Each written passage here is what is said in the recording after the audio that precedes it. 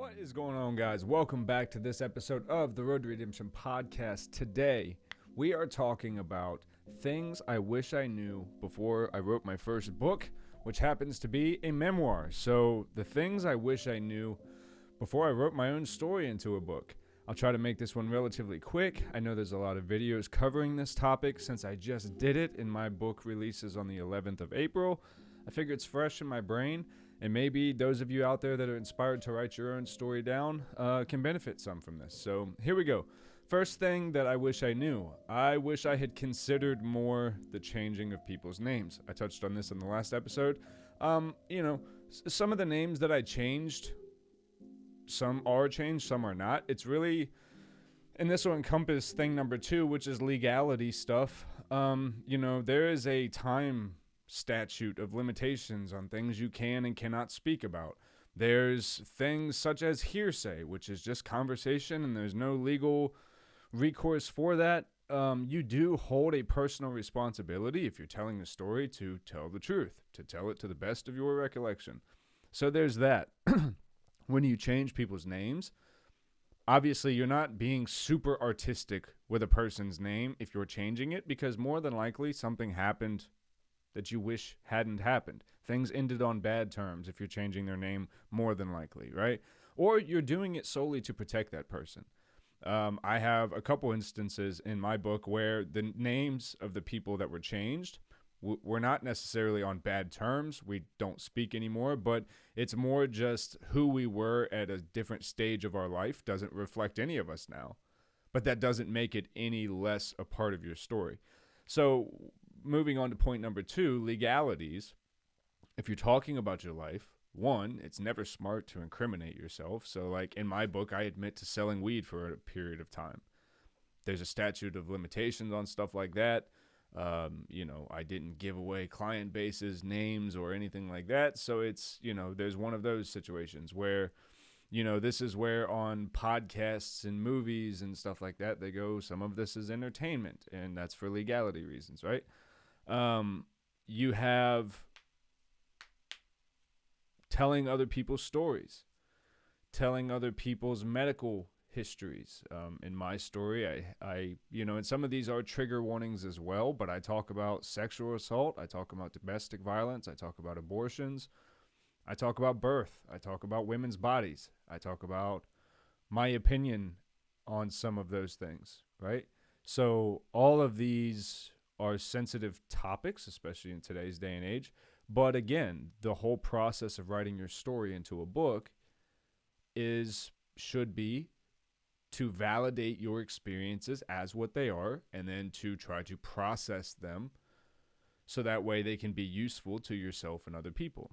So let's go on to point number 3 of the thing I wish I knew before writing my own book / my own story, which is you had better have a therapist on hand if you're going to do it honestly, which if you're going to do it, you owe it to yourself to do it honestly. Don't play around with it.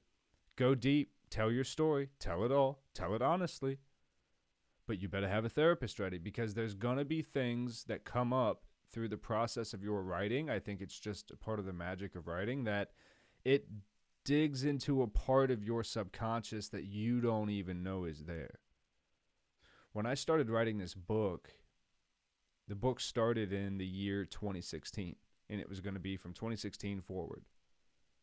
And by the time I was done, I wrote my very first memory of life all the way through the current day that I was in when I was like, okay, this book is done. And that's because things kept coming up, and I kept having to battle things, and I kept having to, I got stuck for periods of time where I would be in such a depressive state I couldn't even get out of bed. And then there would be other times where I'm like, I'm not going to let this get me down. I'm better than this. I've beat this before. And I would get up and I would write. And then it just became like this soul and heart vomit onto the page of, this is how I honestly feel. This is how I felt then. This is how I feel now. This is, what I'm trying to do to create a life for myself in pure, raw honesty. Some people are not going to like that, right? So that moves us on to our next point, people's reactions. I considered it. If you have a story right? Any good story has a main character and there's an antagonist. So we won't call them a villain, though they may earn those titles themselves. But like, I have a few villains in my story. I labeled them that. Where people that did me wrong, people that were straight up evil. And you have to write about those people if you're going to be honest. But you have to make a choice. When you write a story, are you writing a hit piece? Are you trying to smash people? Are you trying to tarnish reputations? Are you trying to destroy people? Because if that's your goal, you put their real names and you say what you want to say and you deal with the ramifications of that. But if you're telling your heart's honest recollection of the situation, out of respect and out of love, you should change their name, tell the honest side of the story, and be advised of the fact that ghosts are very real in your life, all of us. Especially with social media today, you have ghosts all around you. You have ghosts of your past lingering and watching and clicking and deleting and creating, and they're everywhere.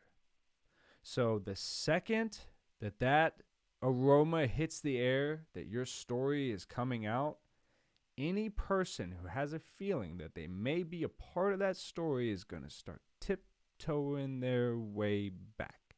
Why? Because they want to know how they're going to be portrayed. Can you imagine some of these real life stories that get made into major motion pictures and you're one of those real people who's not portrayed very well? Now, whether you deserve that or not, that's not an easy thing to take in. In my life, I have a lot of people, I'm sure you all can relate, who base the foundation of who they are on lies, and they've done that since they were children.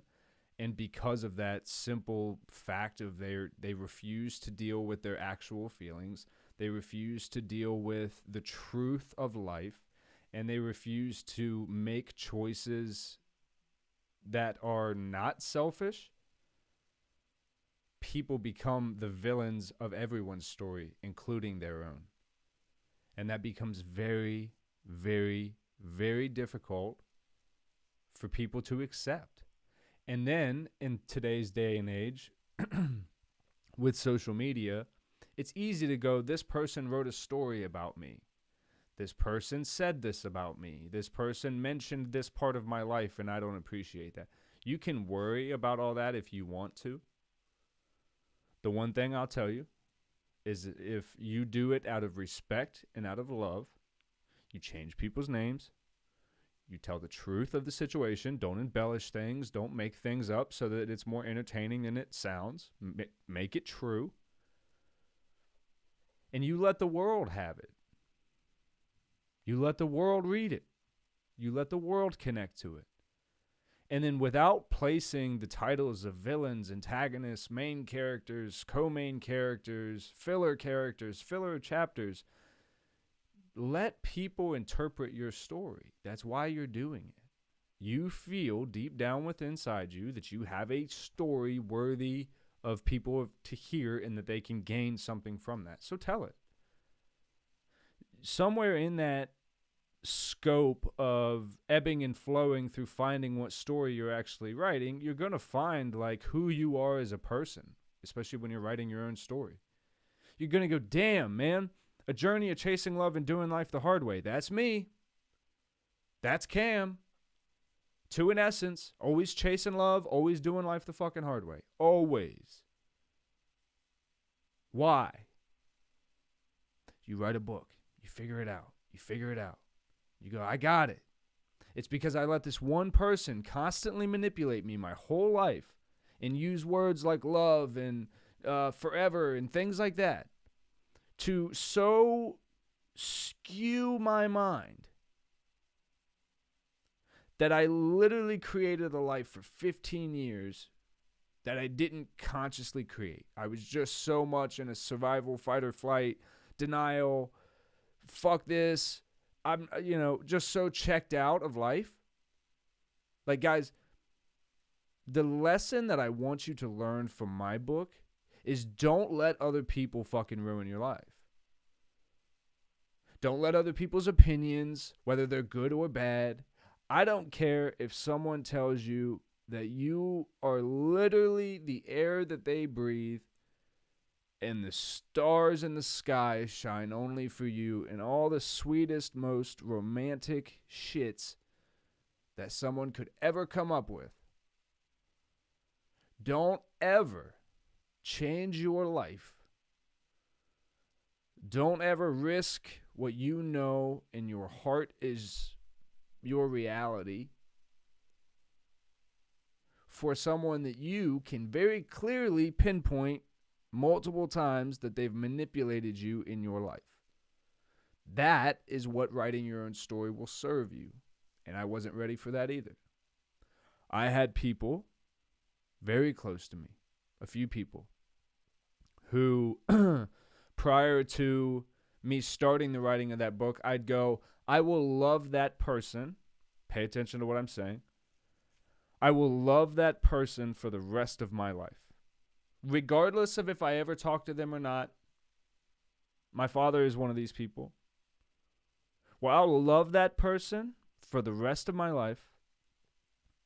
And there's nothing that could change that. Because here's the thing, when people play with your emotions and they play with your heart, and I can only I'll speak for men in romantic situations for a second. And I'm speaking for myself, but if you can relate. When there is a young man who finds himself attached to a young woman, and I've tried to articulate this for a long time over the years, there becomes, and we hear about it in fiction through Twilight and vampires and werewolves and things like that. They try to describe the feeling, and I think they do a decent job. There becomes a very primal feeling that takes over a young man when he's been, we'll use the word, imprinted on by a woman. When she has attached to his soul in a way, he goes fucking crazy. I'm not using that term literally. Everything goes red. There's nobody in the world that he wouldn't slice and dice apart just to be standing in the presence of that again. It's very much a drug. It's very much a drug. As much as heroin, drinking, whatever.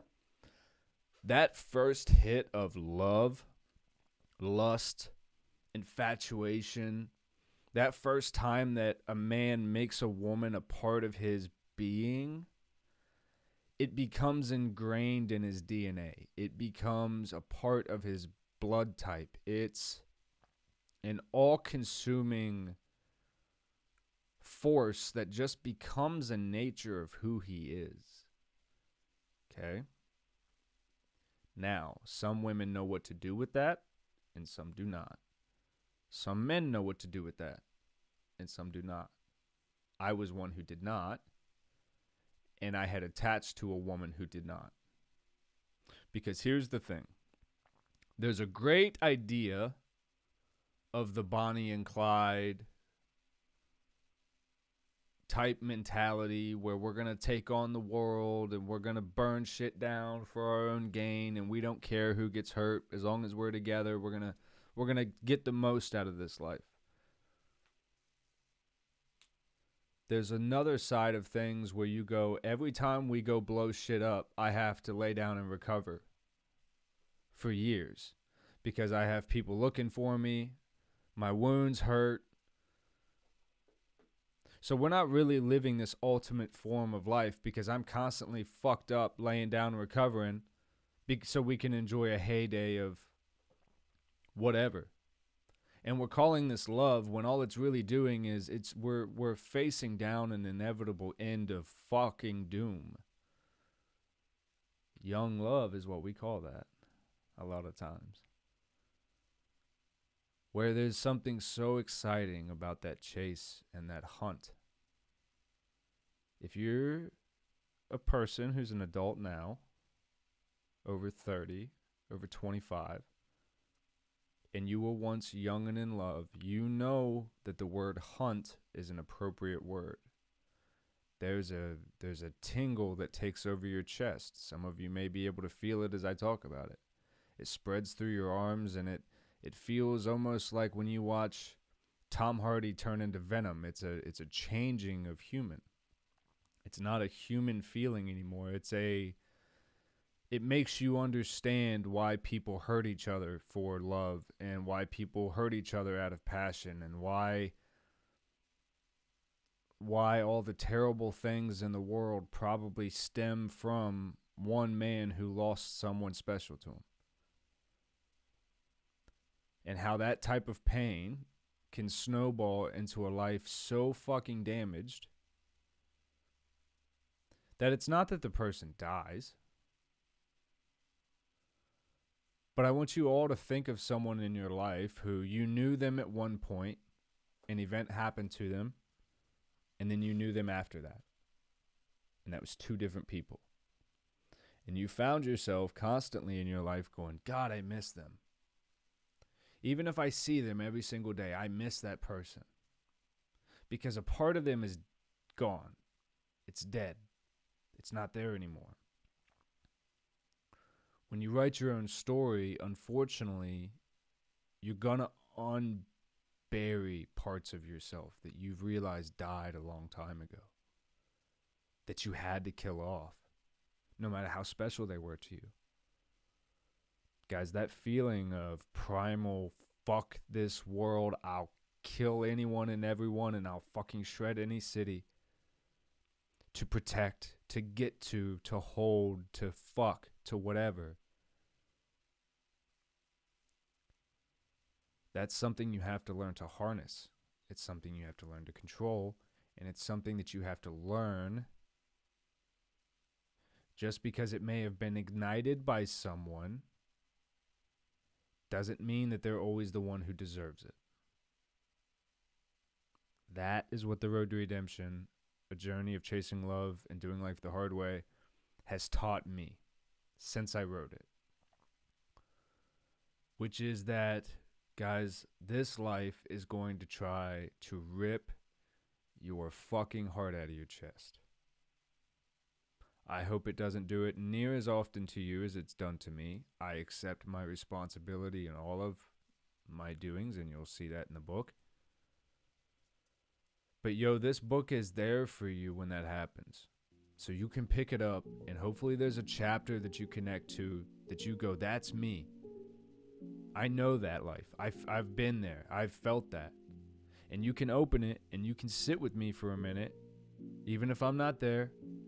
You can sit with me and go, somebody knows, somebody understands, and there's somebody out there who's genuinely sending me love in this moment to get me through where I'm at. That's all we're ever trying to do as creatives. When people write songs or paint pictures, we're trying to take you out of a moment, and we're trying to help you heal a part of yourself that you may not even know that you're running from. That's what this book was for me. It was healing a part of myself that I had no clue I was running from. But I was. And unfortunately, the last thing that I'll end on, when you write your own story, prepare to shatter your own fucking heart, man, because it's coming. You're going to face down the barrel of every unlived dream, every almost. Every time you got close. Everything you set up only to watch it fall. You'll have your victories in there, and those will be nice to enjoy. But if you're honest, writing your story will not make you the hero. There's no way. Not if you're honest. Writing your story is not going to make you someone who should be idolized or seen as any sort of saint. I damn sure don't want to be seen as any sort of martyr.